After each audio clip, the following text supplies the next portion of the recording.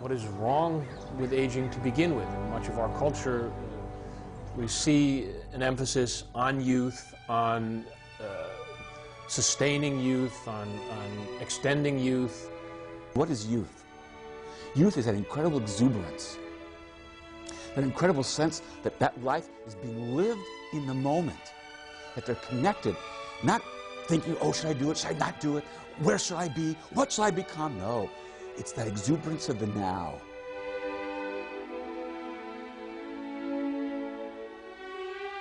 I feel just like I did when I was 18, 19, and 20. And that's why I really don't think about aging. I'm just here and now and doing what I need to do. I feel inside the same way I felt when I was in undergraduate school. I'm thinking about goals for my future the same way I felt about it then.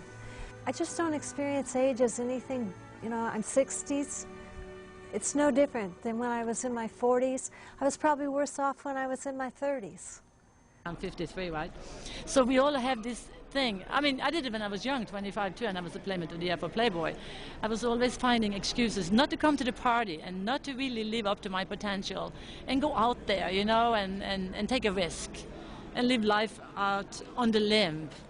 I've noticed that some of them act older than they really are. Old is, I'm not doing it anymore, whatever it is. I could be 20 and be old. I could be 80 and be young. Youth is just a state of mind. If you think young, you'll be young. The quality of life is most important. I'm ready to go tomorrow if there was no quality of life, even though I have all these things I haven't done. That is really most important. Not how many years I live, but how many good years I live. Both my parents have already passed on, so I think every day I'll take it. I don't count on any sure thing, but I hope I have a quality day. So we don't have to get old and decrepit. It's like we have to really want to stay young and vital. We can use our minds, we can give to others. You know, it's like we can't just be stagnant in any way whatsoever. You hear it all the time. My grandmother lived to 102. I am too. People just say it. Oh, I will too. We're going to live long. We live long in our family. There you have it. So suggestion, you know, that's the soul. That's the karmic soul part of it. There seems to be some information that when we let go of hurts or things that we hold within us, that allows our system, in some cases, to be free of whatever we call cancer or other chronic illnesses. Gracefully aging might be seen as kind of letting as much of that stuff go as we can so that the natural place within us has a chance to express itself and feel alive. You might say sort of a lit soul. And I don't think it's all that important to nitpick it, because by the time you worry about something so much, you can talk yourself into being sick. Whereas if you don't worry and kind of cool it, sometimes you can drink canal water and still be healthy. You know, gotta have a strong attitude, right? How powerful is the mind? I think it's the seat of it all. We are a lot like wine, and wine is good. But if you make the analogy between wine and ourselves, a really fine wine ages well. In fact, the older it gets, the better it is. And that's the attitude that we have to take towards ourselves and aging. Because also, if a wine goes bad, if the aging process isn't well attended to, isn't taken care of in all its stages, isn't put in a fine oak barrel and all the things that a good vintner does, then what do you end up with? Vinegar. We all want to be this perfect, fine wine that gets better and better with age. A few drinks of red wine a week is actually associated with longevity, so people would be advised to actually consider adding that to their program. Alcohol is like almost anything in life. In moderation, it probably is helpful. The socializing that we do that's related to alcohol, I think is a good thing. Overdo it, and it's a bad thing. Tobacco has no redeeming value, so anyone who's interested in maintaining their health really should avoid smoking and avoid being in environments where there is a lot of cigarette smoke.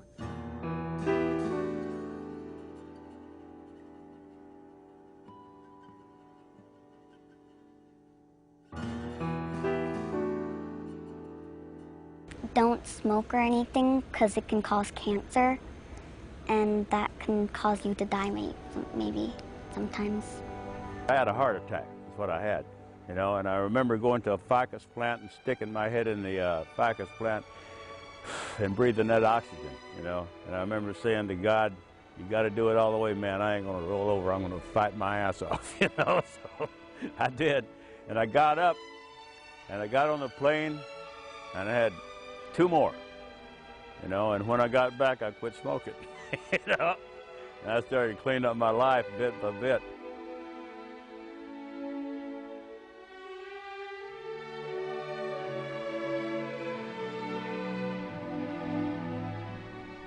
These beautiful rock formations have been here for millions and millions of years, and they'll probably be here for 1 million more. We as humans aren't fortunate enough to have that kind of lifespan. The one thing we all share in common is that we're not going to live forever.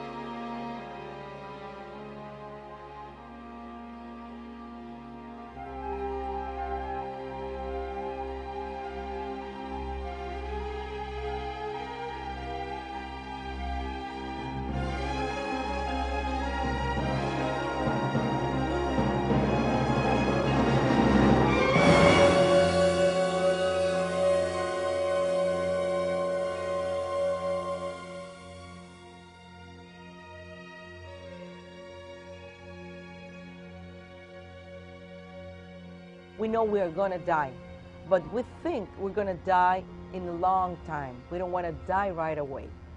It's like you say to the doctor, doctor, please, I won't drink again any alcohol, I won't smoke again, but please take this illness away from me. If you get sick, if you get sick really bad, you could almost die. The only way we can take out our sorrow is crying. And if we suppress that, we are affecting instead of helping. We encourage people to cry or to talk about what they are feeling, because this, you know, in this way we are healing their souls. We can't heal their body, but we are healing their souls. We are healing their minds. What's my future? What's my hope? Keeping my hope really alive and sparkling, and keeping lots of reason to live. I think a lot of people quit living or quit the quality of their life. It's sort of like we die little tiny pieces at a time. When the time comes for us to leave the physical existence, whether we're 50 or 80 or 120, it doesn't matter, because we will have lived a life that has been ours, that we came to do, and it will be free, we'll feel alive. Also, sometimes if you don't take care of your body, you get strokes. Hospice is a special medical care service that helps us to die gracefully, without pain, and with dignity. It also helps the people around us who love us to deal with this loss.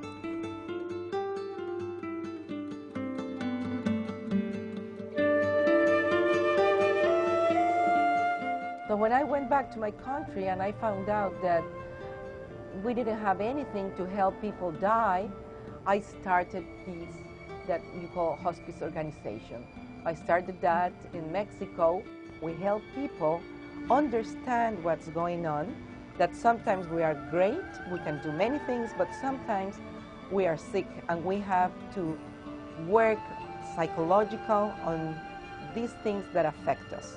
And I think it's very important that we create environments for us and for those ahead of us to be comfortable, to be cared for.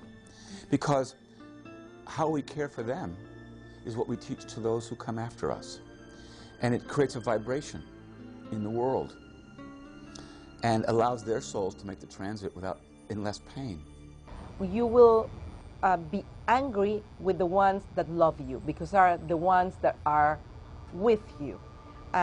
So we have to help them to understand. We have to be with the patient and with their families or with their loved ones to understand what's going on, because we can make our lives and their lives miserable.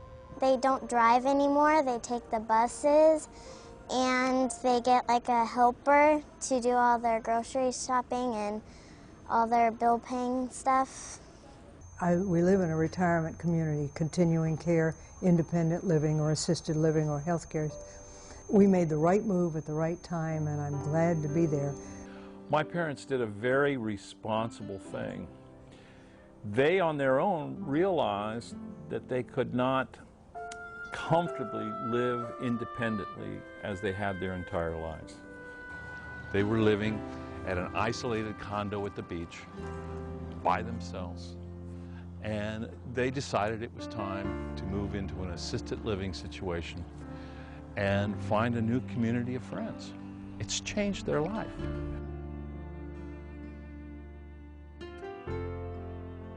Their nutrition improved because they were getting 3 wonderful meals a day. The stress level that they were living under fell drastically because everything was done for them. They knew that if they needed emergency care, it was there for them. And that all the little things in their life were taken care of. And our expectations are very high. We have a service mentality. We know we're here to serve people. People pay a lot of money to live here, and it's our job to make sure that they're happy, that they stay here forever, and that we listen, because I think that's an integral part of what we do. We have to hear what people are saying.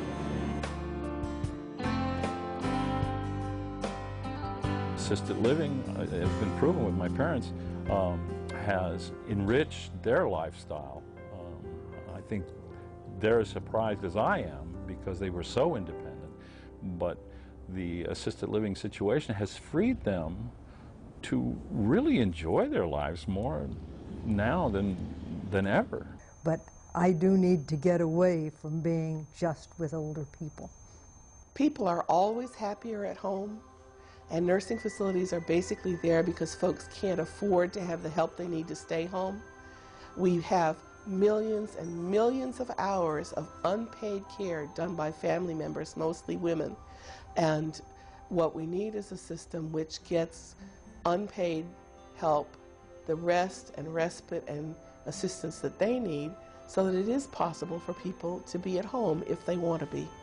I think part of aging and growing old gracefully is taking that personal responsibility for yourself, communicating your situation to your loved ones, and doing what's best not only for yourself but for them. I do think it's dangerous to your health to enter a hospital for lots of reasons, and I've worked very hard in home care myself and in setting up home care for people so that they don't have to go in the hospital unless they're there to do what hospitals do well, which is very acute interventions on very serious situations. Hospitals are not good places to sleep, they're not good places to eat, they're not good places to rest and recuperate, and all of the people who are in them need to do all those things. Skilled geriatric nurse specialists have the more holistic view and can help people stay in their homes if they want to, or make the move that they need to make to a more assisted situation. But good physical therapists, good occupational therapists, good home care and nursing can make a huge difference in healthy living, not just sick living.